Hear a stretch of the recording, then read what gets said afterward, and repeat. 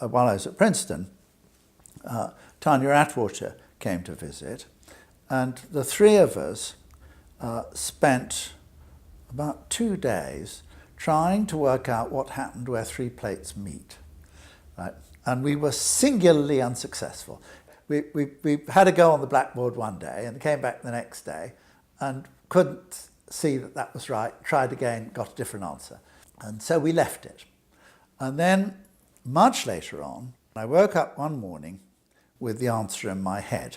And so the paper that comes out of that reads as if everything is completely straightforward and everything done with this in mind. But it was not that way at all. It was that I woke up one morning with the answer, and then I had to work out why the answer worked.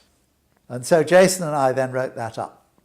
That's another paper of this sequence. And that was really more or less the end of plate tectonics. That was the last big kinematic thing. And it turned out to be extremely important and useful, because the things that people thought were changes in plate motion were actually not. They were the fact that a pair of plates they thought they were looking at had actually changed in time, and so the plate motions remained the same, but the motions on the boundary changed because of the fact that the triple junctions have moved around. Once you understand the kinematics, you can remove all kinds of things which you think are to do with the driving mechanism and concentrate on the few things which aren't concerned with the driving mechanism. So you're no longer muddled, right, in the way that we were before. And the plates, nowadays, we think of them as essentially the boundary layer of the convective circulation. But the point is, then, there's a lot more to the convective circulation than the rigid motions on the surface. You remove all this stuff which is irrelevant and concentrate on what the plates tell you then about the driving mechanism. And that was really what I did in the late 60s. But then I got interested in the fluid dynamics.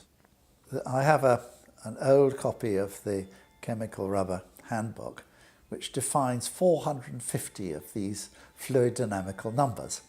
And my reaction at first was that this was nonsense, and that really there had to be a simpler way of thinking about these things. And there isn't. You have to live with the numbers. And I got to know really a lot of the fluid dynamical community who were interested in convection. And, you know, actually got interested in the problem per se, nothing to do with the Earth. This is what tends to happen with me, right? I go into it because I'm interested in the Earth, and then it's, oh, that's a really interesting problem anyway.